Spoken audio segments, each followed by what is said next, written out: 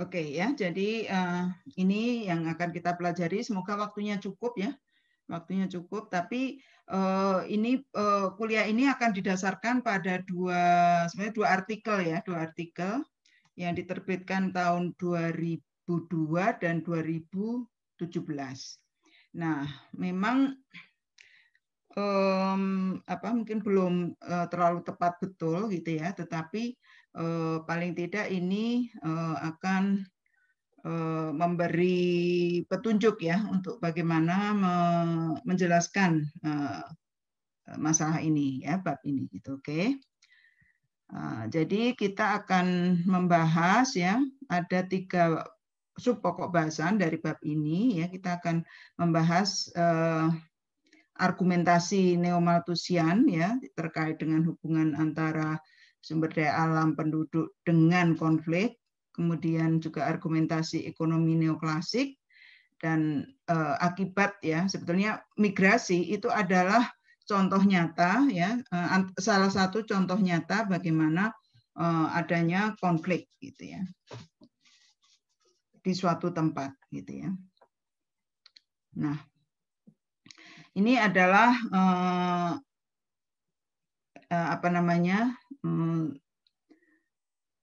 saya mengambil kuliah ini ya, penjelasan ini dari tulisan Colin Kahl ya, Colin Kahl, Demographic Change, Natural Resources and Violence, the Current Debate ya. Current Debate tentunya ini terbitan tahun 2002 gitu ya, tapi masih relevan untuk dijelaskan karena ini sangat konsep dasar ya tentang hubungan itu, menjelaskan tentang hubungan itu yang diterbitkan oleh Journal of International Affairs gitu ya, nomor 56 volume 56 nomor 1. Nah, di awal dari makalah itu, paper itu, Kahl menuliskan ini. The end of the Cold War raised the salience of deepened the debate over non-traditional security issues, including the potentially destabilizing effect of dramatic demographic and environmental change. Gitu ya. Jadi ada yang tahu Cold War itu apa? Halo? Halo? Iya, Bu. Ada yang tahu Cold War itu apa?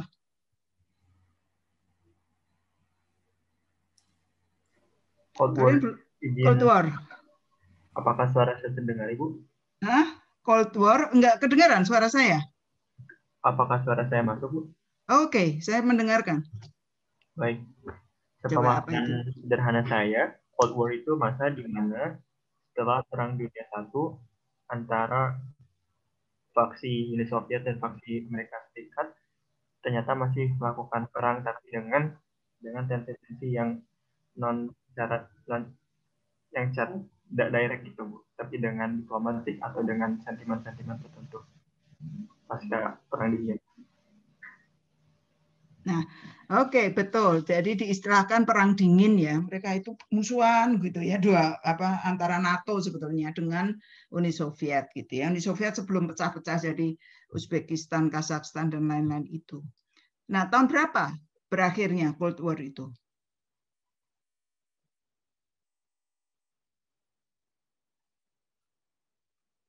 Ada yang tahu kapan selesainya Cold War? Kan and the end of Cold War ya, ini kan. Jadi kajian mengenai non traditional security issues. Jadi kan Pak Sohib sudah menjelaskan ya bahwa ada security issues yang tradisional dan non tradisional gitu loh. Nah, tentang lingkungan, tentang sumber daya alam, lingkungan itu adalah sumber dianggap non traditional security issues. Ada yang tahu? Tahun berapa? 91.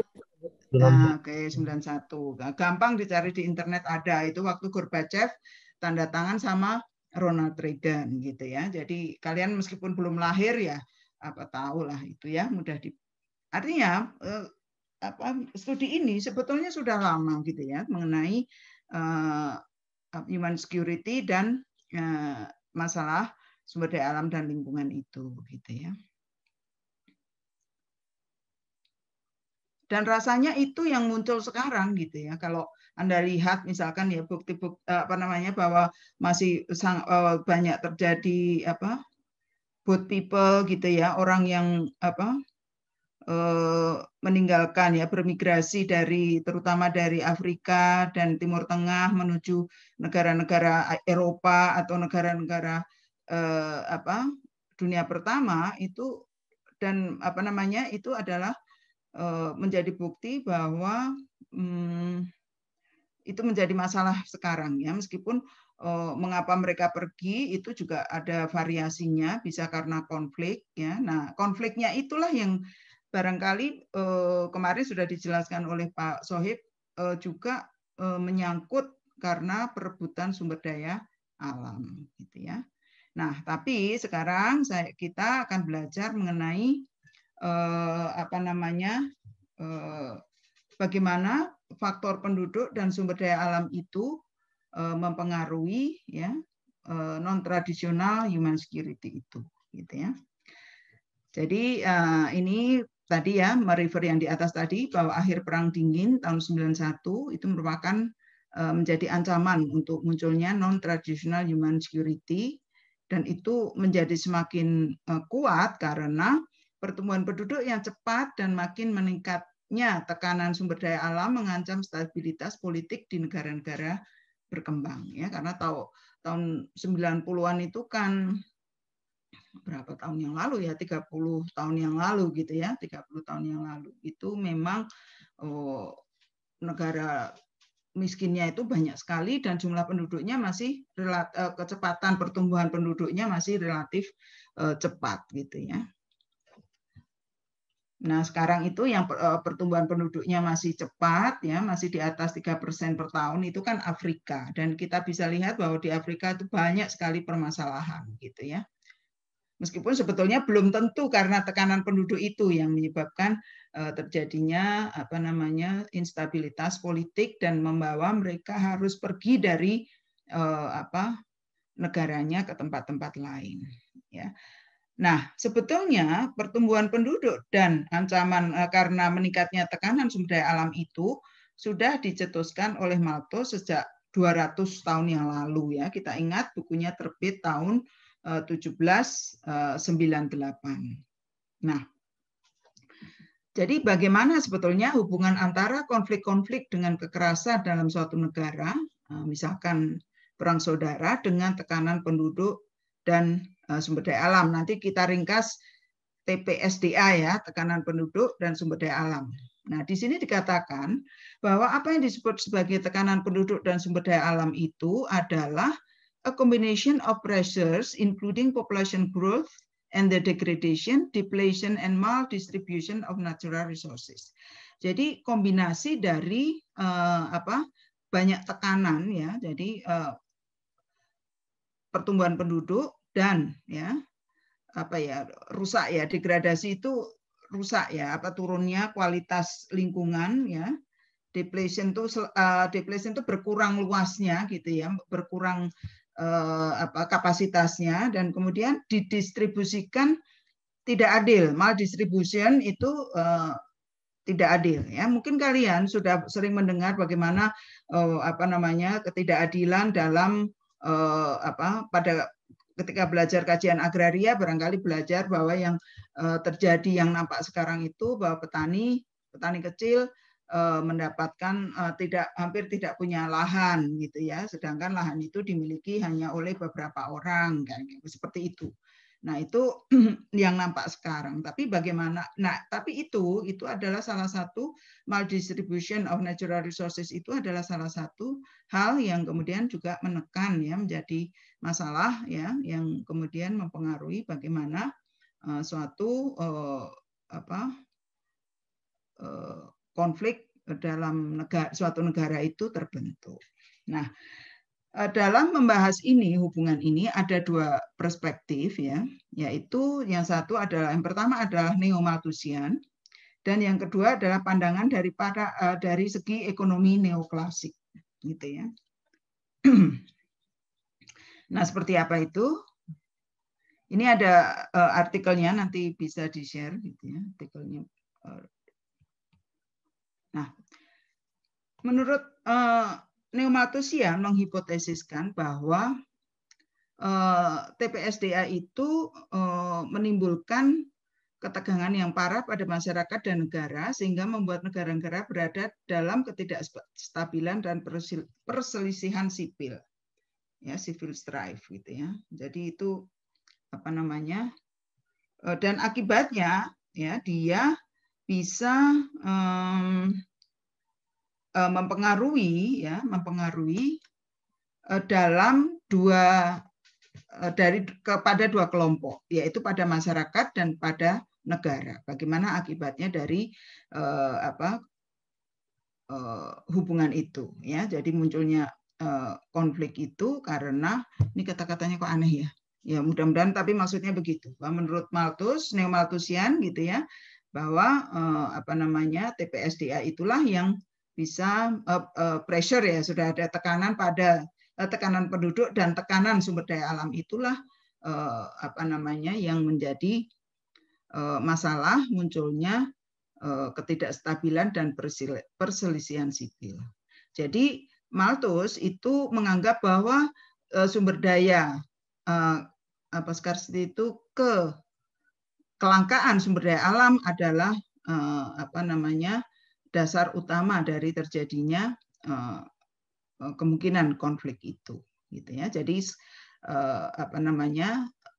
resource scarcity ya pandangannya gitu ya, bahwa itu yang menyebabkan. Nah, menurut bagaimana tekanan kepada masyarakat itu terjadi ya, bahwa TPSDA menghasilkan 3 ketegangan yang saling berhubungan dalam masyarakat, yaitu ada 3, yaitu kelangkaan sumber daya terbarukan, gitu ya. Kelangkaan sumber daya terbarukan, ya. Kemudian marginalisasi ekonomi dan pergeseran demografi. Nah, jadi gini, bahwa yang dimaksud sumber daya alam di sini itu adalah yang non renewable sebetulnya, minyak, kemudian mungkin timber itu kalau betul timber itu kayu gitu misalkan ya, atau hutan itu kalau dikelola dengan benar dia bisa menjadi renewable. Tapi misalkan barang tambang gitu ya, emas, berlian, minyak tanah ya, itu adalah sumber non renewable. Nah, itulah yang bisa menjadi sumber konflik gitu ya. Nah, mengapa kelangkaan sumber daya terbarukan itu sebetulnya kalau mereka bisa mendapatkan sumber daya yang terbarukan itu, maka kan tidak akan ada scarcity ya, tidak akan ada kelangkaan gitu maksudnya. Jadi pada negara-negara yang mereka tidak mampu mengembangkan kelembagaan dan teknologi, juga lemah dalam hal sosial dan politik, maka tidak ada upaya untuk memperbarui sumber daya itu, sehingga akan menjadi masalah ya ketika penduduknya bertambah, maka sumber dayanya akan berkurang. Sementara ya penduduk yang nambah kan banyak membutuhkan sumber daya alam ya, artinya terjadi tekanan terhadap sumber daya alam. Sementara sumber daya alamnya yang tidak terbarukan tadi juga mengalami degradasi, sehingga juga terjadi kelangkaan gitu ya. Jadi ada 2 hal di situ.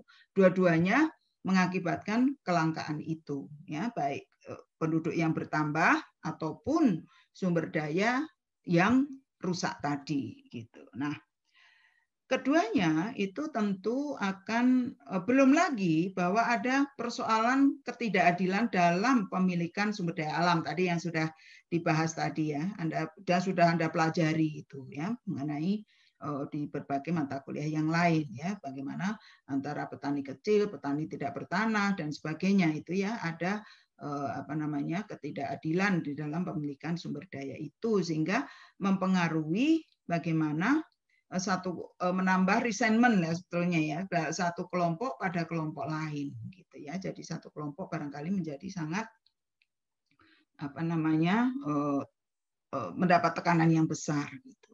Nah, kemudian yang kedua itu ketegangan yang kedua menurut Neo-Malthusian itu adalah terjadi marginalisasi ekonomi. Apa yang dimaksud dengan marginalisasi ekonomi? Bahwa dari negara pada negara-negara ya yang ekonominya berkembang dengan lambat gitu ya, sedangkan penduduknya tumbuh dengan cepat, itu akan menciptakan jumlah tenaga kerja yang sangat banyak gitu ya, yang disebut dengan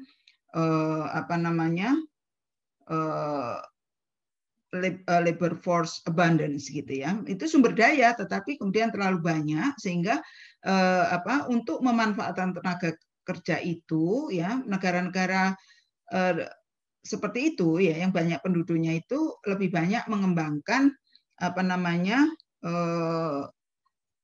industri atau kegiatan ekonomi berdasar pada padat karya gitu ya, yang labor intensif ya, labor intensif daripada yang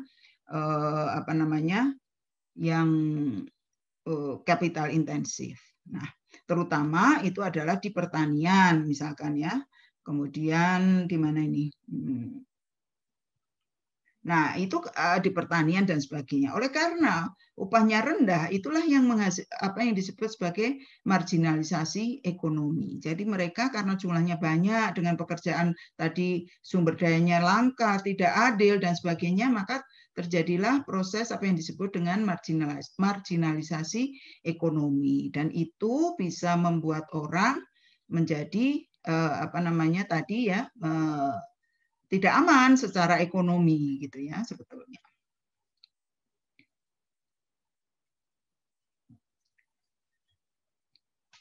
Nah, itu yang ketiga itu adalah terjadinya pergeseran demografis. Sebetulnya begini. Jadi penduduk itu kan ada kelahiran ya, kelahiran penduduk itu yang tidak terkontrol ya, yang terlalu besar itu pada akhirnya akan membentuk kelompok penduduk muda yang sangat besar ya. Anda tentu tahu, sudah pernah belajar bahwa kelompok penduduk yang sangat besar itu adalah kelompok penduduk yang belum produktif ya, sehingga mereka memerlukan berbagai pelayanan. Nah, barangkali ada terjadi bahwa sebagian dari penduduk itu yang muda tadi kemudian tidak sempat sekolah, tidak mendapat pekerjaan dan sebagainya. Mungkin ya zaman sekarang kalau kita bilang terjadi apa yang disebut bonus demografi, tetapi dengan kualitas pendidikan dan kesempatan kerja yang terbatas, maka kelebihan tenaga kerja itu tidak termanfaatkan dengan baik dan barangkali akan menjadi bukannya bonus tapi menjadi disaster ya, jadi bencana demografi gitu ya, karena penduduk muda yang terlalu banyak tapi tidak produktif. Nah, selain ketegangan pada masyarakat yang dirasakan oleh masyarakat gitu ya, maka juga terjadi tekanan pada negara. Tekanan TPSDA juga menekan dalam hal satu.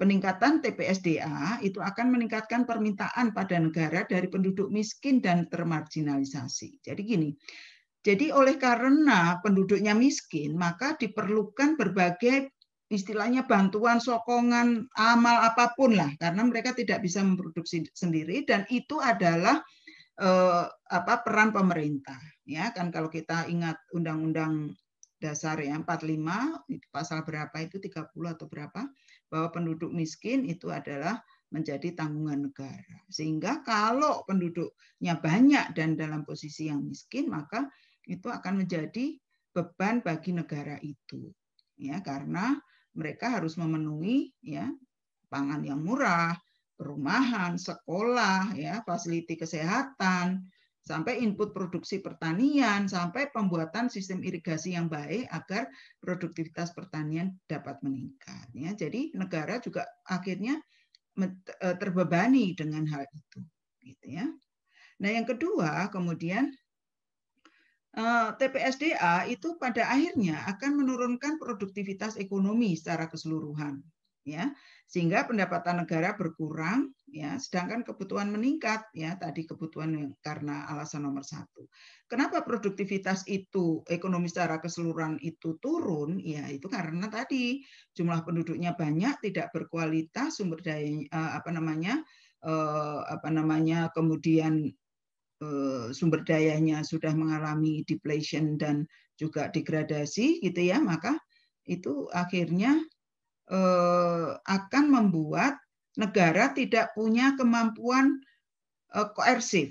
Nah, negara kok koersif? Ya, untuk pengaturan itu negara-negara tertentu, apalagi negara yang sedang berkembang misalkan ya, atau negara manapun gitu ya, itu harus punya kemampuan coercive power.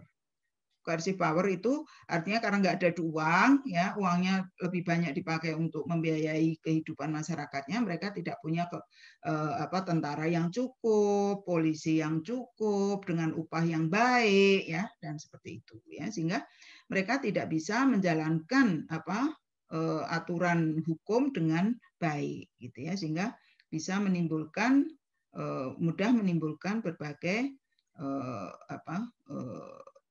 persoalan-persoalan mungkin kerusuhan kecil-kecilan gitu ya, ketidaktaatan dan seterusnya gitu ya. Jadi menurut Malthus, jadi tekanan penduduk dan sumber daya alam itu selain mempengaruhi masyarakat secara langsung karena mereka kemudian kekurangan kemampuan untuk mendapatkan kemampuan dan ruang livelihood-nya, juga menjadi tekanan bagi pemerintah karena pemerintahnya harus menyediakan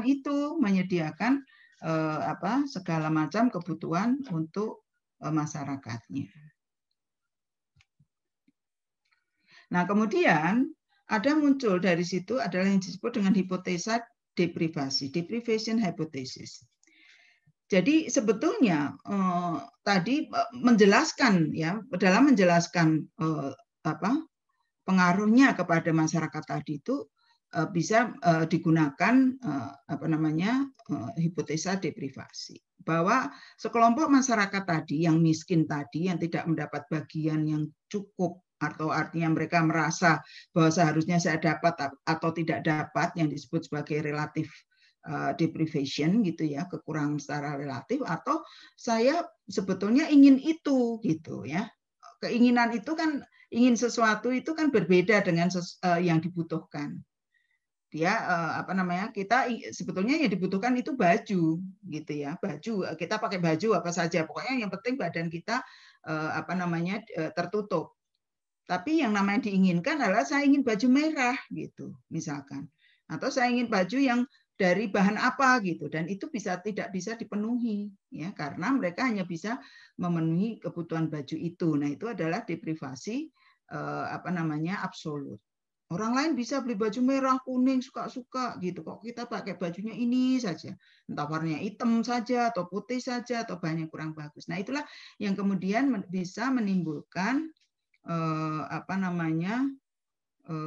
gap ya, gap tadi itu bisa menimbulkan tadi namanya juga kalau ada gap itu kan orang jadi merasa kalau disulut sedikit ya itu bisa terjadi pemberontakan atau strife gitu ya, yang tepat untuk strife itu bukan memberontak sih sebetulnya, berselisih lah,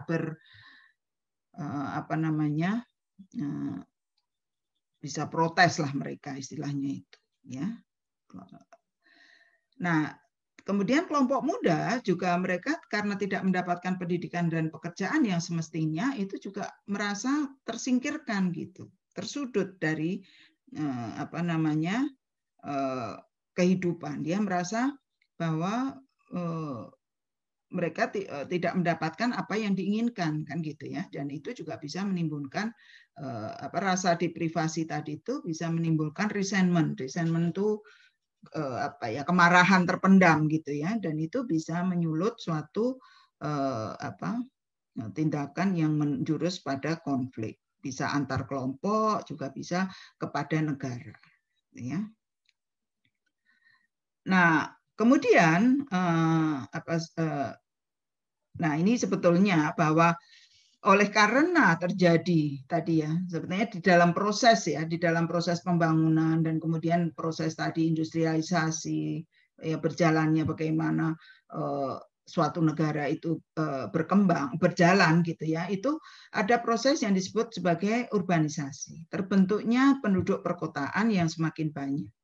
Nah, itu sebetulnya suatu proses yang benar gitu ya dari sudut ilmu pembangunan ekonomi ya, tetapi ketika urbanisasi itu terjadi selalu cepat ya, karena apa? Karena orang desa sudah penduduk desa utamanya itu sudah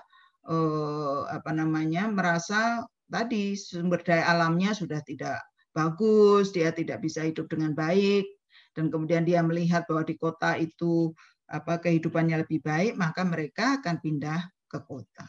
Nah, itu sesuatu yang tidak asing bagi Anda sekarang ini, gitu ya, sehingga mereka sanggup hidup di tempat-tempat yang tidak semestinya. Ya, Anda sudah itu Anda tahu hal itu, gitu ya. Sehingga mereka merasa bahwa kelompok-kelompok ini tidak dapat menjangkau pelayanan pemerintah. Mengapa? Ya karena memang tidak cukup. Ya, pemerintah kota misalkan dia menyediakan rumah untuk 10 orang, tapi kemudian yang pindah dari desa 50. Tentu yang 40 tidak akan mendapatkan bagian dari yang disediakan pemerintah itu, dan mereka kemudian akan berada pada tinggal di tempat-tempat yang tidak semestinya. Gitu. Nah, itu belum lagi yang segala hal, apalagi pekerjaan. Pekerjaan hanya disediakan, pekerjaan di kota itu perlu pendidikan ya dan sebagainya. Ya, Anda sudah tahu pada saat belajar tentang migrasi dan urbanisasi pada mata kuliah kependudukan dan pembangunan gitu ya. Nah, itu juga bisa menimbulkan deprivasi itu. Nah, sehingga deprivasi akan mendorong tindakan kekerasan antar golongan dan juga anti pemerintah. Ya, tapi juga dikritik. Kalau demikian, ya pasti semua negara, semua orang miskin di seluruh dunia itu akan kenapa ya? Kemana ya? Ups. Ini hilang ya. Jadi gini, orang miskin sedunia itu akan rame-rame terus memprotes setiap saat akan memprotes pemerintahnya gitu loh. Tapi pada kenyataannya adalah tidak demikian, karena sebetulnya orang miskin itu kan tidak punya sumber daya yang cukup. Ya, untuk sumber daya yang cukup untuk untuk protes gitu ya, untuk protes itu. Sehingga sebetulnya kalau kita mengatakan bahwa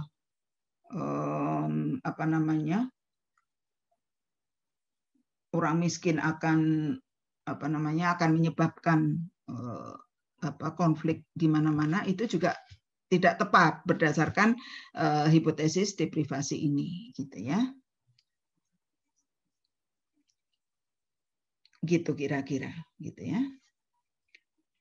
Nah, kemudian sebetulnya ini kenapa ya ini jadi ini terlupa, ini kayaknya ini saya berhenti semalam gitu, lupa bahwa ini belum ditulis, tapi ini sebetulnya akan menceritakan bagaimana sebetulnya ada hipotesa yang lain ya, bahwa negara itu juga hipotesis kelemahan negara dan juga negara yang eksploitasi suatu negara. Jadi sebetulnya kalau suatu negara pemerintahnya cukup kuat ya, maka sebetulnya mereka bisa lebih mampu mengatur gitu ya, sebetulnya gitu sih. Lebih bisa mengatur bagaimana tekanan penduduk dan sumber daya alam itu tidak sampai menimbulkan insurgensi gitu ya, tidak sampai menimbulkan kesengsaraan yang lebih jauh. Jadi protes-protes, demonstrasi dan sebagainya itu akan terjadi pada negara-negara yang tidak terlalu kuat itu sebetulnya. Tapi negara yang cukup kuat itu biasanya tidak akan terjadi. Nah, kuatnya bagaimana gitu ya? Apakah kuatnya tadi diperkuat secara militer ya? Jadi apa? Mereka mengeksploitasi ataukah dikuatkan apa namanya? Karena pemerintah membantu dengan baik penduduknya kan gitu ya. Gitu. Jadi bisa terjadi juga jadi pertumbuhan penduduk dan tekanan penduduk dan sumber daya alam tadi itu juga bisa mempengaruhi akan mempengaruhi bagaimana suatu negara itu bisa survive dari konflik itu kalau dia cukup kuat ataukah dia apa namanya berapa kuat dari suatu negara itu gitulah kira-kira. Jadi kalau mungkin Anda sekarang ya, mungkin nanti di praktikum ya, kan Anda akan mempelajari bagaimana kalau Anda cari di YouTube atau mendengar berita itu ya, pengungsi dari negara-negara Afrika yang ke sana kemari, diusir dari sana dari sini, bertahun-tahun di suatu tempat tidak mendapatkan suaka ya dan sebagainya. Ya itu barangkali ketika kita bilang itu sebagai pengungsi ya nanti di bagian migrasi ya ada ya. Tapi itu akan nampak nanti kita pelajari bagaimana situasi sumber daya alam yang sangat terbatas, penduduk yang banyak itu akhirnya mendorong mereka terpaksa meninggalkan desanya untuk mencari kehidupan yang lebih baik gitu. Nah, kita kembali ke tadi ya. Nanti Anda akan mempelajari itu di praktikum. Nah, kelemahan argumentasi neo-Malthusian itu adalah bahwa yang pertama, tapi sebetulnya bagaimana suatu teori itu bekerja dan atau bahwa suatu teori itu atau bisa tepat dengan situasi itu sebetulnya bisa berubah-ubah gitu ya. Nah, kritik ini dilakukan pada masa antara tahun hasil riset atau situasi antara tahun 60-an sampai tahun 80-an ya katanya ya. Kedua kritik ini. Yaitu bahwa para ekonom neoklasik mengkritik kaitan antara pertumbuhan penduduk, kelangkaan sumber daya dan turunnya ekonomi atau dianggap gagalnya suatu negara. Ya mungkin Anda pernah itu beberapa tahun yang lalu ya atau mungkin sekarang masih ada ya itu bahwa kita itu ada keluar statement yang sangat ramai dibahas gitu ya apa kita itu termasuk negara gagal atau tidak kan semacam itu ya. Jadi memang itu diprediksi bahwa negara itu yang nggak sanggup mendrive meningkatkan atau mengembangkan ekonominya ya sehingga disebut sebagai negara gagal. Nah, hasil studi dari para kelompok ekonom neoklasik menunjukkan bahwa sumber daya alam yang berlimpahlah yang kemungkinan akan menghasilkan keterbelakangan, ketidakstabilan politik, dan kekerasan. Nah, jadi itu berbalik dengan argumentasi neo-Malthusian. Kalau neo-Malthusian dasarnya adalah scarcity, ya, kelangkaan sumber daya alam yang menyebabkan konflik atau human insecurity, tapi oleh ekonom neoklasik dikatakan bahwa kelimpahan sumber daya inilah yang kemungkinan akan menghasilkan keterbelakangan, ketidakstabilan politik, dan kekerasan. Nah ini nanti mungkin agak dalam dibahas pada saat kita bicara tentang argumentasi kelompok neoklasik. Nah kemudian yang kedua, inilah hipotesis neo-Malthusian tadi deprivasi dan yang lain-lain itu dianggap terlalu demografik dan lingkungan dan sumber daya alam deterministik. Ya, jadi sangat deterministik ya. Kedua variabel itu dianggap sangat deterministik dalam menentukan konflik dan meremehkan masalah-masalah lain seperti struktur ekonomi, sosial, dan politik, serta proses-proses pembangunan yang menjadi perantara hubungan antara TPSDA dengan konflik. Jadi sebetulnya antara lain tadi sebetulnya distribusi yang tidak merata atas sumber daya. Nah itu juga bisa menyebabkan konflik. Jadi sebetulnya bukan sumber dayanya bukan penduduk atau sumber daya secara langsung, tapi distribusi yang tidak adil itulah yang kemudian mendorong terjadinya konflik semacam itu kira-kira.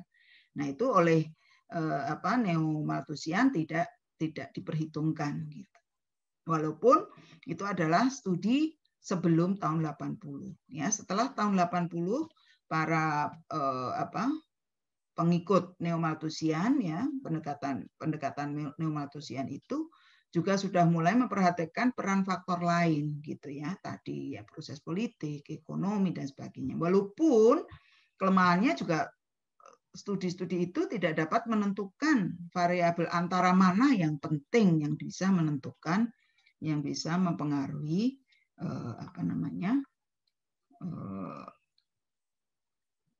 mempengaruhi tadi terbentuknya atau terbentuknya konflik atau atau human insecurity tadi. Nah, ini sebelum masuk ke argumentasi kedua, saya akan potong dulu gitu ya. Silakan kalau mau ada yang ditanyakan atau mau mendiskusikan sesuatu yang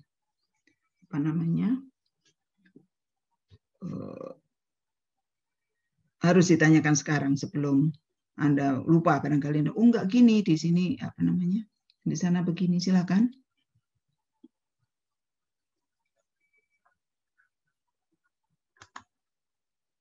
Ada enggak diskusi atau ada yang mau mendiskusikan perkara ini? Memang Bu, mungkin iya silakan. Izin tanya. Siapa ini, Imam? Betul. Apakah suara saya masuk, Bu? Ya, kedengaran, cuman ini Bang, Oke, silakan. Oke. Baik, menarik terkait teori neo-Malthusian tadi, Bu. Saya ingin mendapatkan ilmu terkait tempat yang menjadi kajian dari neo-Malthusian ini, apakah secara spesifik ditempatkan pada daerah yang terdapat resource scarcity atau ini secara global diterapkan gitu. Apakah asumsi-asumsi tempat ini dimasukkan dalam teori neo-Malthusian ini? Oke, bagus pertanyaanmu. Ini mungkin maksudmu apakah di mana sih sebetulnya itu sesuai dilakukan gitu ya, analisis neo-Malthusian itu ya. Tapi itu kan dulu ya, itu muncul sebelumnya, itu memang secara global ya, jadi semua wilayah dengan itu dianalisis semacam itu gitu kan teori Malthus dulu 200 tahun yang lalu itu kan mengatakan begitu ya, bahwa penduduk itu pasti bertambah dan mereka perlu makan gitu. Sedangkan pada kenyataannya sumber daya untuk menghasilkan makanan itu terbatas gitu kan. Jadi itu berlaku secara umum, tapi itu kan zaman dulu, zaman sebelum ada hal-hal lain, bahwa sumber daya itu bisa dengan adanya teknologi, dengan adanya berbagai temuan-temuan baru gitu ya, itu ternyata carrying capacity dari suatu daerah itu bisa ditambah atau bahkan bisa menemukan carrying capacity dari luar gitu ya. Jadi bisa diletakkan di manapun ya. Kita bisa analisis di negara manapun gitu. Itu maksudnya. Gitu maksudnya. Atau gimana? Oke. Baik, terima kasih banyak, Bu. Ya, jadi teori kan umum ya, bisa dilakukan di mana saja gitu. Jadi misalkan sekarang mungkin Anda bilang ya, kalau kita pakai neo-Malthusian itu Indonesia itu negara gagal apa enggak ya, kan bisa begitu ya. Indonesia itu masuk yang mana ya misalkan. Ya. Karena semua hasil studi yang dipakai untuk menulis artikel ini adalah semua negara berkembang gitu ya, negara berkembang termasuk Indonesia, Filipina, kemudian negara-negara Afrika, Somalia, Sudan, ya itu yang sejak tahun kapan itu sampai sekarang itu masih banyak saja konflik. Indonesia saja yang tidak mengirim migran karena konflik ya ke luar negeri ya. Di dalam negeri juga paling pindah-pindah gara-gara kalau nggak ada transmigrasi orang Indonesia nggak pindah-pindah kan gitu ya sebetulnya. Gitu ya. Jadi analisis itu bisa dipakai di mana saja. Ada pertanyaan lain?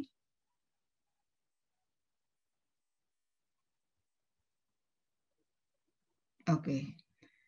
Ya, kan ini kayak apa namanya? Nggak apa-apa kalau nggak ada yang tanya. Jadi kita bisa apa namanya?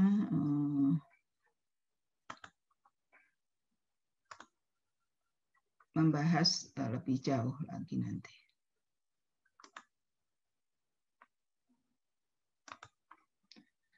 Ups, salah.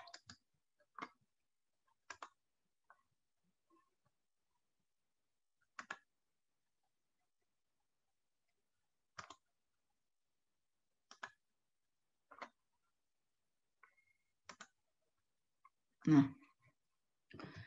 berikutnya argumentasi yang kedua itu adalah dari para ekonom neoklasik. Para ekonom neoklasik berpendapat bahwa kelimpahan sumber daya alam yang merupakan sumber dari ketidakstabilan politik dan perjuangan bersenjata, gitu ya, bukan kelangkaan justru, tapi adalah kelebihan. Nah, bagaimana itu bisa dikatakan bahwa justru kelebihan itu adalah menjadi sumber dari kemungkinan ketidakstabilan suatu negara, gitu ya? Gini katanya, ceritanya ada di mana? Jadi ada 3. Jadi tadi kan dikatakan bahwa sebetulnya yang di-challenge pertama oleh ekonom neoklasik atas argumen dari neo-Malthusian itu adalah bahwa sebetulnya tentu ada kemampuan adaptasi dari suatu masyarakat ya terhadap berbagai tekanan itu, gitu. Ya. Dan yang kedua, kemudian mereka juga mengajukan 2 hipotesis yang disebut the honeypot dan the resource curse. Bukan curse ya, curse. Salah ini. Nggak ada O-nya ya, curse ya, kutukan ya. Kalau curse itu kan apa namanya? Beda artinya lah. Yang penting saya tahu itu salah tadi, nggak sengaja ya. Jadi the honeypot and the resource curse hipotesis yang diajukan oleh para ekonom neoklasik. Nah, seperti apa itu? Dalam dia mengkritik dan men-challenge pandangan neo-Malthusian tadi. Nah, yang pertama adalah adaptasi dan efek positif pertumbuhan penduduk. Jadi tadi kalau neo-Malthusian itu menganggap bahwa pertumbuhan penduduk itu berefek negatif, maka ekonomi neoklasik menganggap bahwa itu ada efek positifnya. Yang penting bahwa pasar, pemerintah, lembaga sosial ya itu sudah secara otomatis itu akan menyesuaikan diri atau beradaptasi dengan TPS-DA itu sebelum kelangkaan terjadi, gitu loh. Ya, jadi mereka tentu sudah melakukan berbagai hal agar tidak terjadi kelangkaan.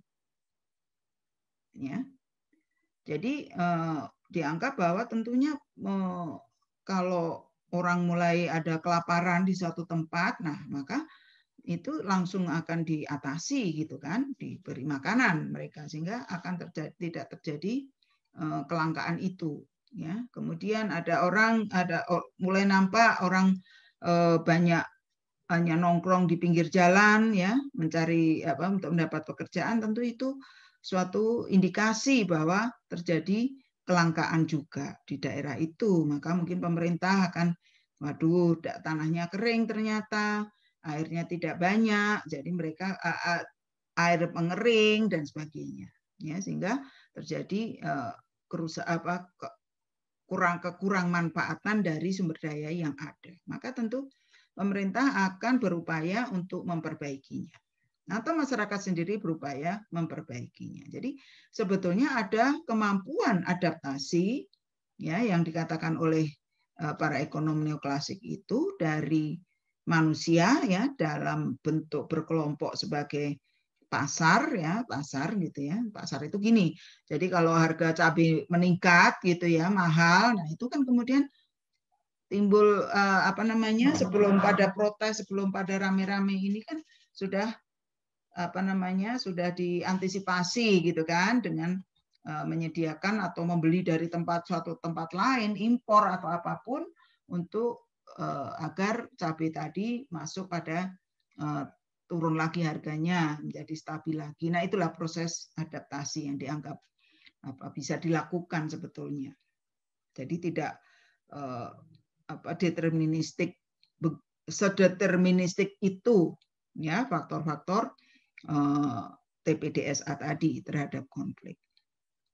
Nah, kemudian mereka juga berpendapat bahwa karena pembesaran skala ekonomi itu kan antara lain didrive ya, atau disebabkan oleh peningkatan permintaan ya, karena peningkatan jumlah penduduk misalkan. Dan kemudian karena ada tenaga kerja yang banyak, kemudian ya, dan kemudian ada inovasi dan teknologi ya, itu cenderung yang diterapkan cenderung akan mengimbangi efek negatif dari rendahnya kapital, peningkatan rasio ketergantungan, dan degradasi lingkungan. Jadi hal-hal tadi, 3 hal di atas tadi yang dikatakan oleh Malthus sebagai tadi itu marginalisasi ekonomi, shifting demographic gitu ya, atau demographic shift dan sebagainya, itu seharusnya bisa sudah bisa diantisipasi dengan proses adaptasi. Bahkan penduduk tenaga kerja yang banyak itu merupakan keuntungan gitu, merupakan keuntungan yang bisa dimanfaatkan oleh pemerintah sehingga bisa membuat produksi menjadi lebih baik gitu, lebih tinggi gitu. Ya itu bahwa tenaga kerja yang banyak itu bukannya menjadi masalah, tapi sebetulnya berefek positif sebetulnya. Nah, sebetulnya bahwa dia juga mengatakan bahwa bukan penduduk yang banyak, bukan sumber daya alam yang turun kualitasnya, gitu, tapi berbagai kebijakan pemerintah dalam mengatur itu lebih penting daripada pertumbuhan penduduk sebagai determinan prospek pembangunan ekonomi, gitu loh. Jadi memang pertumbuhan penduduk itu ya kalau terlalu banyak juga mungkin menjadi berat ya. Jadi memang ada upaya penurunan jumlah penduduk, tapi dia bukan single factor ya, bukan deterministik semacam yang dikatakan oleh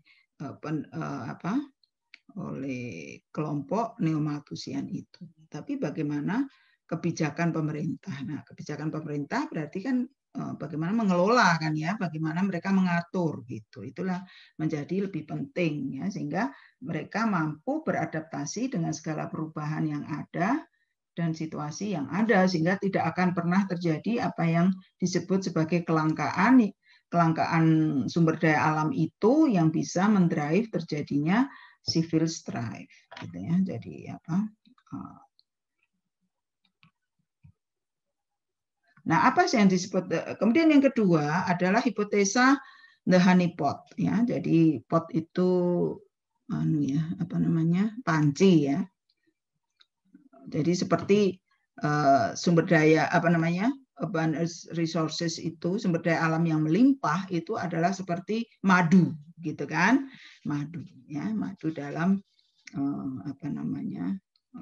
jadi kita berada dalam panci madu gitu loh, gitu istilahnya. Bahwa kelimpahan sumber daya alam yang bernilai tinggi dan dapat diekspor akan berkontribusi pada konflik sipil oleh karena apa gitu ya. Tadi kan dikatakan mereka itu ada yang kemudian ingin membiayai kelompok-kelompok pemberontak untuk menguasai manfaat dari sumber daya alam itu. Jadi sumber daya yang banyak itulah yang ingin dikuasai sebetulnya. Kalau nggak ada kan nggak akan ada yang mau menguasai kan, gitu tadi loh. Jadi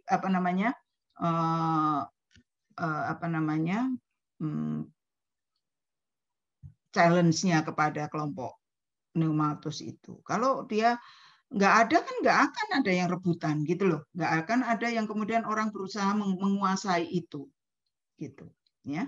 Sehingga dalam ini ya, di dalam kurung ini itu penulis namanya Indra Soya mengatakan bahwa keserakahan itu daripada ya ke grievance itu kesedihan ya, ke kemalangan gitu ya, dalam hal ya ketersediaan sumber daya alam itu lebih mungkin untuk mengenerate ya, menghasilkan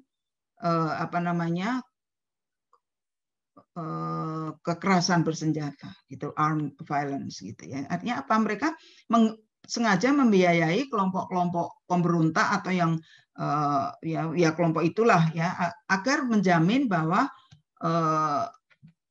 ada orang yang kemudian bisa menguasai sumber daya alam itu. Nah, artinya apa? Jadi di sini juga terjadi proses bagaimana ketidakadilan dari pemilikan sumber daya alam itu, gitu ya. Tapi bukan karena grievance ya, tapi lebih kepada karena dia serakah, gitulah istilahnya ya. Sehingga ketika kita berada di dalam cawan madu ini, honeypot ya, cawan madu itu juga orang akan berupaya menguasai madu itu untuk dirinya sendiri dan kelompoknya gitu. Nah, kemudian yang kedua adalah hipotesa itu kok kenapa ya saya kok salah terus ngetiknya. The resource curse ya, resource curse hypothesis. Hipotesa kutukan sumber daya alam. Bahwa pada kenyataannya kelimpahan sumber daya alam itu melemahkan seluruh kinerja ekonomi di negara berkembang dan berkontribusi pada kegagalan negara. Apa yang terjadi? Karena kita kemudian dengan mudah memperoleh atau menjual sumber daya itu ya, memperoleh pendapatan dari sumber daya itu ya, sumber daya resource tadi tanpa diolah. Misalkan kita dulu itu kan jual, misalkan gini, kita jual kayu ya, membuka hutan tapi kita jual kayu gelondongan gitu ya, kayu saja gitu. Tentu kayu akan beda ketika kita menjualnya sebagai mebel kan gitu ya, atau sebagai kursi ya, atau sebagai pintu, jendela, itu tentu beda harganya ya. Karena di situ ada tambahan ya, ada tambahan aktivitas ya, seperti keahlian membuat pintu, keahlian membuat kursi dan sebagainya. Nah, negara-negara yang kebanyakan punya sumber daya yang melimpah itu kemudian lupa ya, karena mereka kemudian mudah saja menjual sumber dayanya itu ya dengan harga yang sangat, ya tentunya kalau kayu ya ada harganya lah, tapi kemudian itu akan cenderung segera habis kan. Maka mereka negara-negara tersebut sementara itu lupa melakukan diversifikasi ekonominya gitu. Ya, jadi dia hanya menjual sumber daya alam saja. Lupa melakukan diversifikasi ekonomi khususnya pada awal periode industri padat karya. Oleh para ekonom itu dianggap sangat vital pada pertumbuhan ekonomi jangka panjang gini. Jadi tadi kan penduduknya banyak tuh. Itu dianggap tentunya ya, kalau mengembangkan ada sumber daya alam yang besar itu jangan dijual sebagai sumber daya alam ya, bisa belajar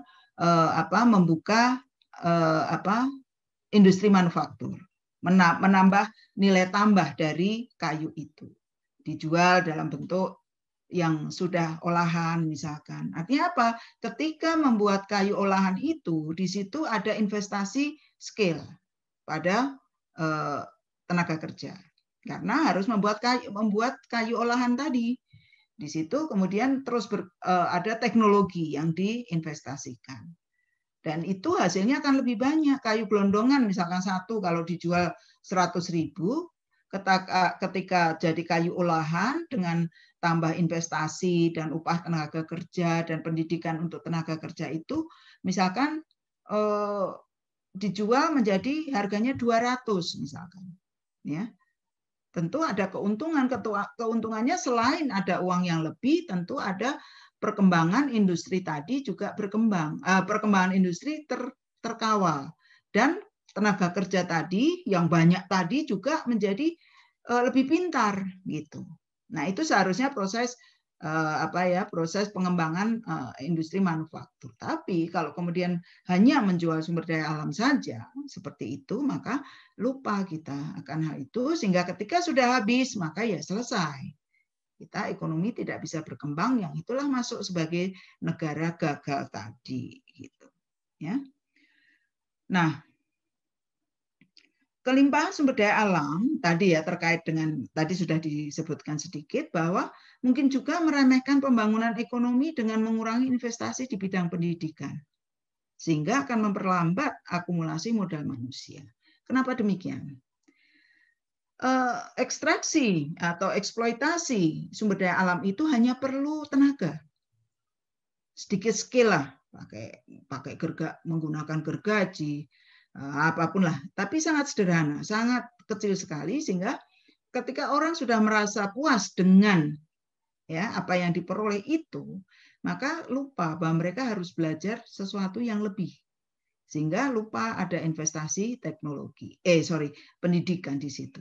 Tapi tadi kalau kayu itu ya, kayu gelondongan itu kan cuma dipotong, jadi cuma butuh keahlian memotong pohon itu, kemudian mengangkatnya ke kapal atau bagaimana membawanya melalui sungai misalkan gitu ya, atau mengangkutnya ke tempat untuk dijual gitu ya. Tapi kalau itu kemudian akan diekspor atau akan dijual dalam bentuk kayu olahan ataupun furniture misalkan atau mebel misalkan, maka perlu tambahan skill tadi. Ya, di situ harus ada investasi pendidikan.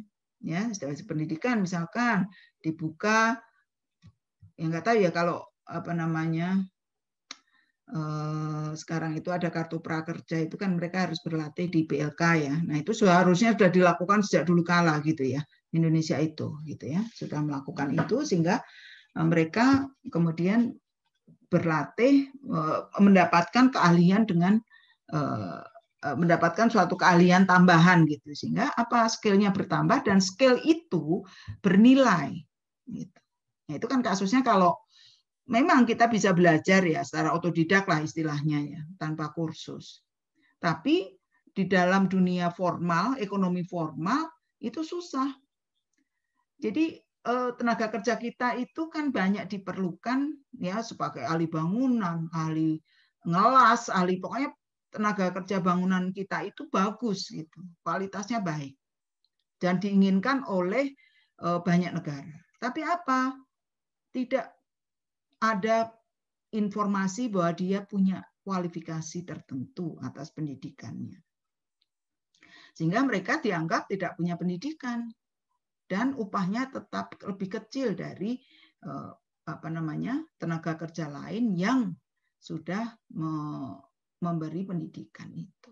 Nah, itu artinya apa? Juga menimbulkan ya udah pinter gitu kok upahnya juga cuma segitu gitu kan. Itu kan jadi menimbulkan juga bagaimana mereka terdeprivasi sebetulnya gitu ya, terdeprivasi sebetulnya begitu.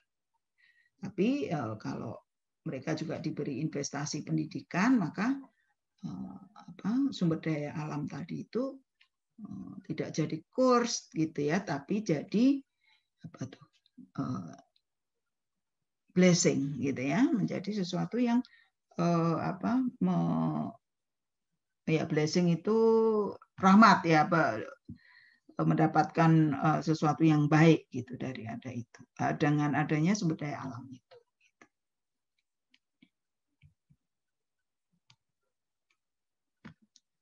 Nah, sebetulnya kalau kita sangat tergantung kepada ekspor sumber daya alam ya yang diolah secara minimal, sebetulnya kemudian yang kedua adalah negara menjadi lemah secara ekonomi karena apa? Kita menjadikan negara itu jadi rentan terhadap turunnya nilai tukar dan gejolak pasar komoditi internasional. Kita tentu sudah mengalami ya, kita saat ini misalkan dengan mereka oke, nggak mau beli CPO dari Indonesia gitu ya, karena sawitnya merusak lingkungan, karena mempekerjakan anak, kemudian tidak adil gender, nah semacam itu gitu ya. Itu artinya apa? Bahwa kita menjadi sangat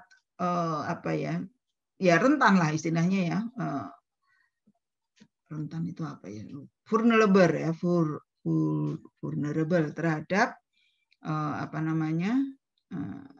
pasar internasional itu. Jadi suka-suka yang beli gitu. Sehingga itu akan merepotkan. Kita tidak bisa punya nilai jual yang baik, posisi tawar yang baik di situ gitu.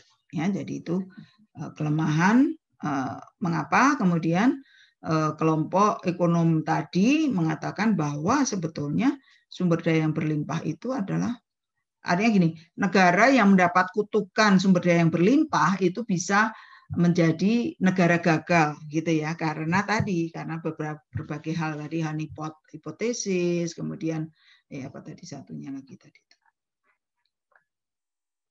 resource curse hipotesis tadi gitu ya. Nah, jadi itu adalah pandangan dari ekonom neoklasik terhadap bagaimana tekanan penduduk dan sumber daya alam itu apakah mengancam pada keselamatan atau keamanan dari masyarakatnya. Itu. Tapi suatu teori itu juga pasti ada kelemahannya. Nah, ekonom neoklasik itu dianggap terlalu optimis dengan prospek adaptasi. Ya, prospek adaptasi tadi ya. Tapi adaptasi itu sebetulnya hanya berlaku pada sumber daya alam yang non renewable tadi gitu.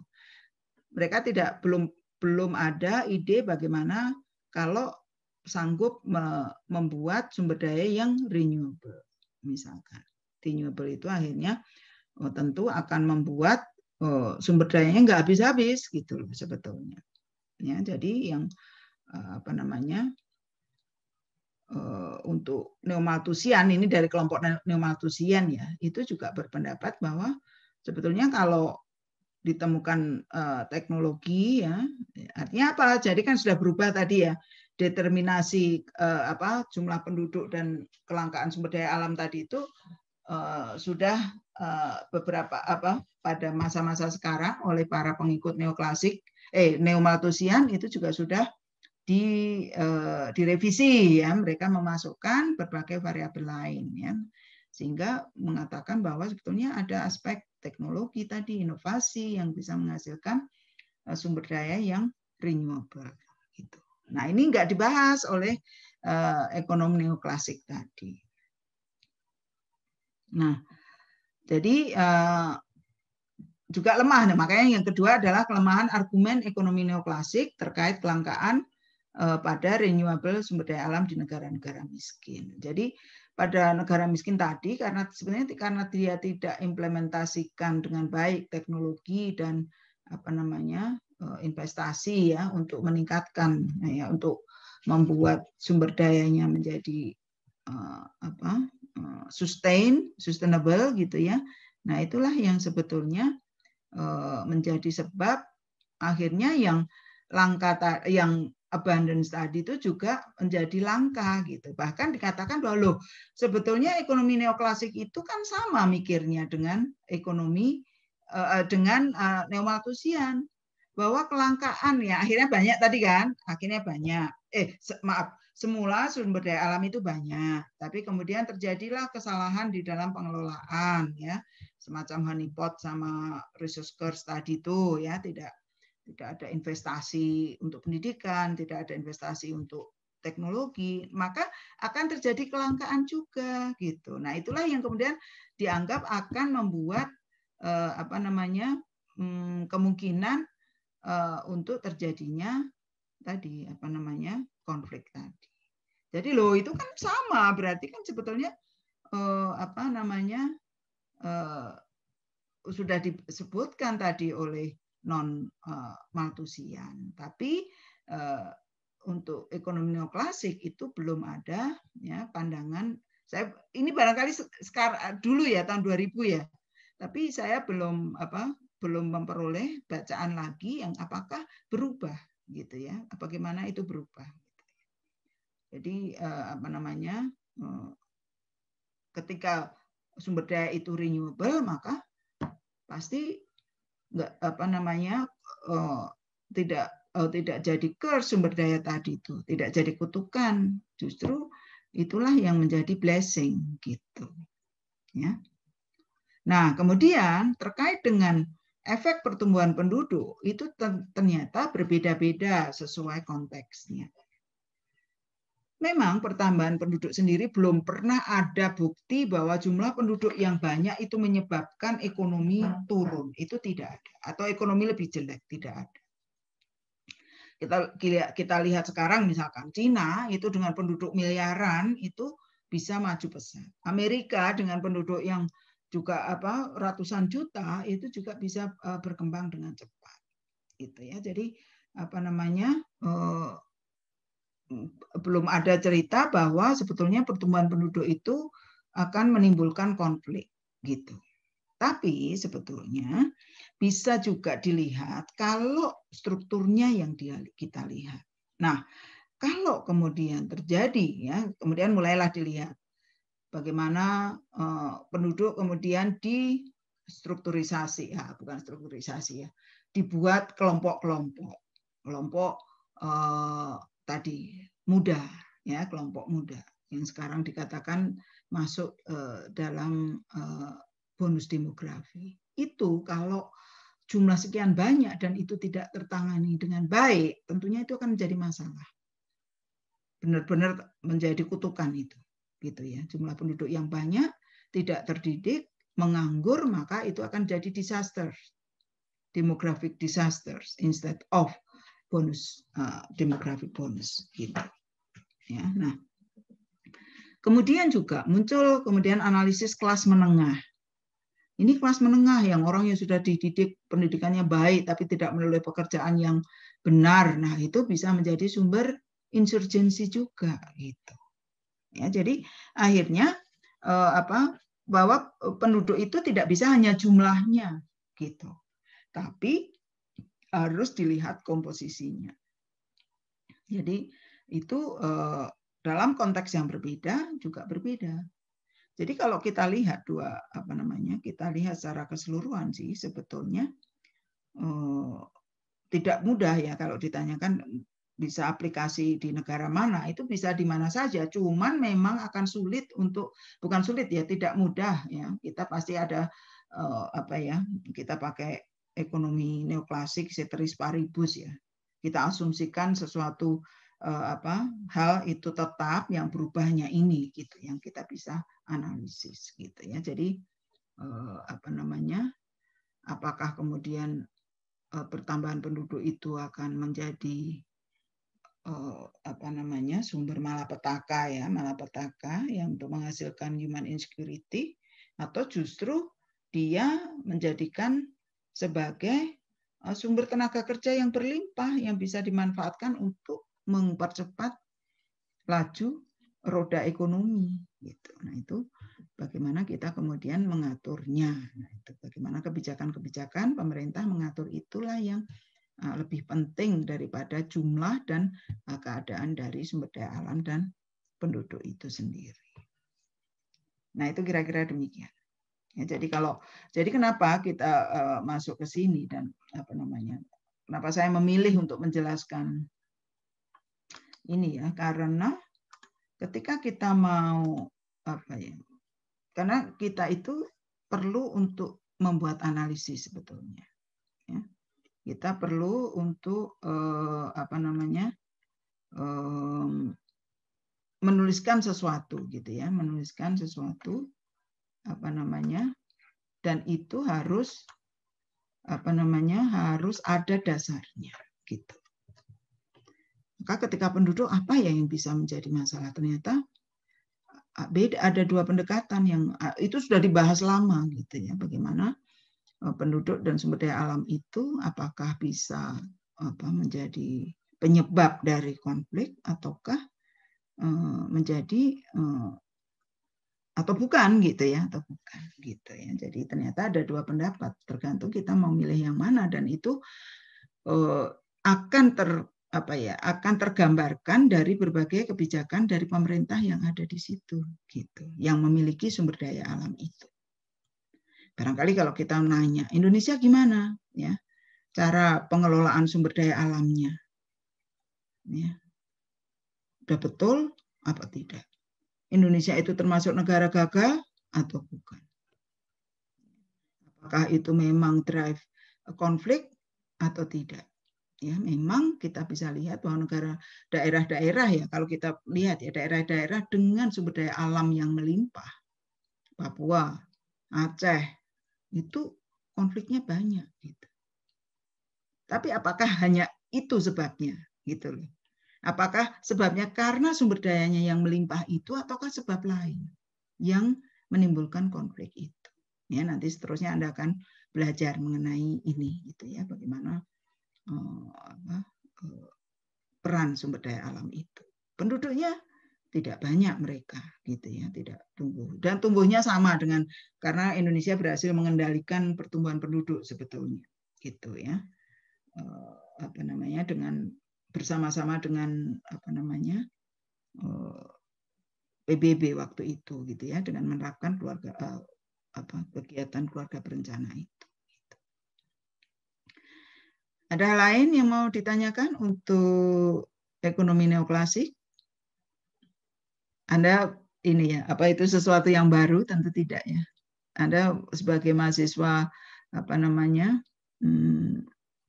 mungkin di bagian komunikasi dan pengembangan masyarakat ya, itu jangan lupa bahwa aspek ekonomi itu penting. Anda harus pahami kehidupan masyarakat itu dasarnya antara lain adalah ekonomi. Jadi Anda juga mesti tahu.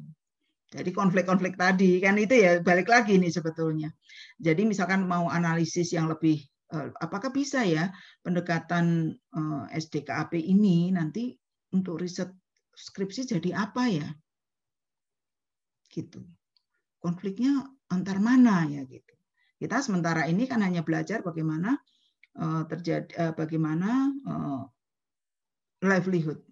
livelihood system gitu ya berpengaruh ya, tapi nggak pernah kita melihat konflik. Apakah ada orang yang anti pemerintah yang semacam itu, karena barangkali risetnya juga agak rawan ya untuk melakukan hal itu gitu. Jadi sampai mana? Kalau saya sebetulnya bisa gitu ya kita melakukan penelitian itu, tapi tentunya human insecurity-nya tidak dalam kaitan, tidak sampai menimbulkan konflik bersenjata gitu ya, konflik bersenjata gitu ya, tapi barangkali mungkin menimbulkan protes. Nah, kayak kemarin misalkan kan sering kita lihat petani protes ya dan sebagainya gitu ya, karena tanahnya mau dijual ke perusahaan misalkan, akan merusak sumber daya alam dan sebagainya.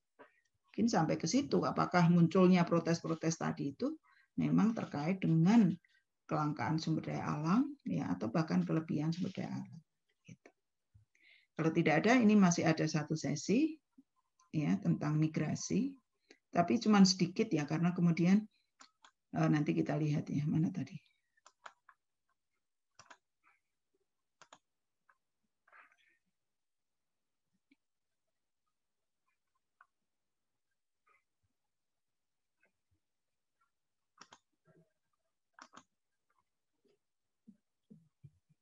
Oh, ini kosong. Tadinya mau saya kasih gambar, tapi nggak ada waktu. Nah, sebetulnya kalau Anda mau ya lebih dalam belajar mengenai migrasi dan konflik, itu di YouTube itu ada kuliah dari Richard Frank ya namanya kalau nggak salah ya. Ada 3 seri itu, seri 1, 2, 3 gitu. Tadinya saya mau memutar untuk definisi mengenai forced migration, tapi saya juga ngerti gitu, jadi saya ngomong aja gitu ya. Anda nanti nonton sendiri videonya gitu ya, mudah Anda cari aja migration and conflict forced migration ya, itu Richard Frank, itu akan keluar gitu ya. Ada tiga seri dia yang mengenai itu. Anda untuk definisi dan konsep itu di buku di video yang kedua. Nah, tapi saya mendasarkan ya, tapi cuma sedikit ya yang ini dari Niazi and Hein ya, tulisan tahun 2017, tapi kemudian memang ilmunya didasarkan pada political economy, jadi ekonomi politik gitu yang digunakan untuk menganalisis forced migration. Karena sebetulnya migrasi itu ya, atau involuntary migration, forced migration, kalau kita pengungsian ya, nanti ada istilahnya pengungsian dalam bahasa Indonesia. Itu sudah dipelajari dari berbagai bidang studi.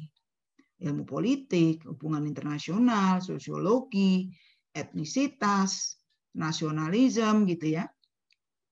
Baik di aras global, regional, dan nasional. Jadi itu sudah studi yang sudah sangat lama gitu ya, migrasi itu, dan tidak hanya ahli kependudukan yang kemudian mempelajarinya gitu ya, tapi semua bidang studi bisa mempelajarinya. Nah, tadi involuntary migration dalam bahasa Indonesia dapat dipahami sebagai pengungsian. Dan orangnya disebut pengungsi. Nah, orang Indonesia, bahasa Indonesia hanya cuma punya satu istilah, itu pengungsi. Tapi dalam bahasa Inggris ada dua kata ya yang digunakan ya untuk forced migration itu, dan jelas bedanya. Jadi dalam bahasa Inggris ada istilah refugee ya. Kita mengingat lagi kuliah migrasi dulu gitu ya. Yaitu pengungsi, proses pengungsian ya, atau para pengungsi yang melewati batas negara. Itu istilahnya refugee. Nah, UNHCR lah berperan di dalam mengatur penempatan dari refugee ini. Ya, jadi kalau misalkan ada pengungsi Rohingya ya, ada di Aceh, itu UNHCR yang mengatur gitu. Misalkan kemudian kita ketemu ada pengungsi orang-orang Timur Tengah yang tinggal di puncak atau di beberapa tempat gitu, karena dia di detention camp gitu ya, di tempat ya di tempat penampungan gitu ya, sebelum mendapatkan izin masuk Australia misalkan, itu kan UNHCR gitu ya yang bekerja gitu kan. Nah, kemudian yang kedua, pengungsi dalam batas negara. Itu istilahnya internally displaced persons atau IDPs. Nah, mereka itu adalah orang-orang yang terpaksa meninggalkan daerahnya karena sesuatu hal. Ya, mungkin karena, tapi tetap di dalam negara itu gitu. Jadi apakah dia karena konflik ya, dulu ada perpindahan penduduk dari misalkan transmigran Jawa di Aceh itu diusir misalkan, kemudian konflik di Sambas gitu ya, antara orang Dayak, Melayu, dan pendatang dari Madura misalkan, itu kemudian menimbulkan pengungsian. Mereka meninggalkan tempat itu demi keamanan misalkan. Nah, itu istilahnya adalah internally displaced person. Tapi biasanya mereka itu akan balik, atau pengungsi dari waktu ada konflik Poso gitu ya, mereka meninggalkan orang-orang pendatang dari Bugis ya itu ya, dari Sulawesi meninggalkan Poso, Sulawesi Tengah karena konflik itu. Tapi juga karena bencana alam, dan itulah yang terbanyak. Nah, karena bencana alam itu kemudian memang sengaja dipindahkan karena daerah asalnya sudah tidak mungkin lagi ditempati. Seperti ya IDPs yang korban letusan Gunung Merapi misalkan, korban letusan Gunung Sinabung misalkan. Tempatnya sudah tidak mungkin ditempati lagi, sehingga mereka ditempatkan di hunian baru, dan mereka tetap akan menetap di situ. Mereka kategorinya adalah sebagai internally displaced person. Kita ngomongnya apa? Pengungsi, tapi sebetulnya kalau dalam bahasa Inggris antara refugee dan IDPs itu jelas bedanya. Gitu. Maka biasanya kita dalam riset itu ya itu tetap pakai IDPs gitu ya, tetap IDPs ya, karena kita untuk misalkan menganalisis bagaimana kehidupan para IDPs di daerah di rumah baru mereka gitu ya, di tempat baru mereka gitu ya. Bagaimana proses adaptasi dilakukan, pengembangan sumber livelihood space-nya itu bagaimana dan seterusnya. Nah, kemudian pendekatan terbaru dari mengenai pengungsian itu dalam konteks kebencanaan dan lingkungan adalah yang sekarang menarik para peneliti dari berbagai bidang ilmu. Jadi dulu biasa saja sumber daya alam, artinya bukan sumber daya alam ya karena konflik atau karena perbedaan pendapatan, karena pekerjaan gitu ya, atau peperangan ya semacam itu. Tapi sekarang banyak dipelajari mengenai kebencanaan dan karena lingkungan. Bahkan yang banyak sekarang IDPs itu atau migrasi itu banyak terkait dengan kebencanaan. Wah, kurang sedikit ya, 5 menit lagi. Maaf. Secara umum dalam model konflik SDA, pengungsian yang disebabkan oleh kelangkaan sumber daya alam, bencana alam, dan yang paling kekinian adalah peristiwa-peristiwa iklim ekstrim. Nah, ini mungkin minggu depan ya, mengenai perubahan iklim, telah berkembang menjadi tesis awal tentang environmentally driven migration, yang menekankan analisis pada pengaruh degradasi lingkungan terhadap pengungsian dan korbannya disebut sebagai environmental refugee. Ya. Meskipun sekarang environmental refugee itu juga banyak ada yang tidak mau menggunakan gitu ya istilahnya, gitu ya, istilah itu. Nah, pada awalnya environmental refugee itu didefinisikan oleh El Himawi itu sebagai orang-orang yang telah dipaksa untuk meninggalkan habitat tradisionalnya secara temporer atau permanen karena disrupsi environmental, disrupsi lingkungan secara natural ataupun yang triggered by people atau karena dilakukan oleh manusia yang kemudian menghalangi eksistensinya atau dan secara serius mempengaruhi kualitas hidup mereka. Nah, begitu ya. Nah, jadi itu environmental refugee. Meskipun jadi itu juga termasuk bentuk dari human insecurity sebetulnya. Ketika nggak secure secara ekonomi, itu adalah mereka ya tidak aman gitu ya. Meskipun banyak sebabnya, apakah kemudian karena tadi konflik bersenjata ataukah karena hanya bencana gunung meletus semacam itu. Nah, penelitian selanjutnya mengidentifikasi penyebab pengungsian adalah disrupsi lingkungan, deforestasi, rising sea levels, desertification, and drought, gitu ya. Nah, kemudian nanti barangkali kita bisa mempelajari bagaimana orang-orang pengungsi dari Syria. Wah, Syria itu sedih sekali ya. Selain perang itu ya, mereka juga ada kekeringan gitu ya. Jadi terpaksalah mereka menjadi apakah dia itu environmental refugees ataukah dia itu political refugees gitu ya. Jadi itu pengungsi Syria yang zaman sekarang gitu ya, yang banyak masuk ke Eropa ya karena dekat dengan Eropa. Nah, kemudian kajian penyebab arus pengungsian terkini adalah bencana alam. Karena sekarang di mana-mana bencana alam. Itu adalah sesuatu yang inevitable sekarang ya. Keniscayaan lah, bencana alam terjadi di mana-mana, tidak ada yang kebanjiran itu tidak hanya di Jakarta ya, tapi di tempat lain juga ada kelebihan salju gitu ya yang membahayakan orang gitu ya. Merusak infrastruktur gitu ya. Misalkan bahkan di Amerika kemarin sebagian dari negara bagian Texas itu mati listriknya ya karena persoalan juga terkait dengan datangnya musim dingin gitu dan sebagainya. Jadi ini yang maksud saya adalah bahwa yang muncul itu adalah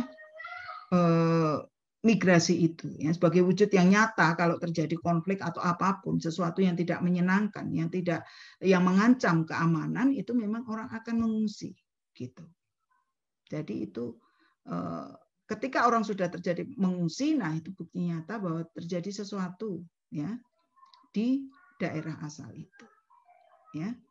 Nah, apakah itu karena pertumbuhan penduduk ataupun pertumbuhan penduduk ya, yang penting yang pasti adalah bahwa mereka sudah pindah, dan pertumbuhan penduduk itu juga bisa jadi tadi ya bukan pertumbuhannya, karena pertumbuhan sudah bisa dikurangi ya, tetapi komposisi orang tadi tidak ada pekerjaan sehingga banyak anak-anak muda dari Afrika itu pergi ke Eropa untuk mencari kerja.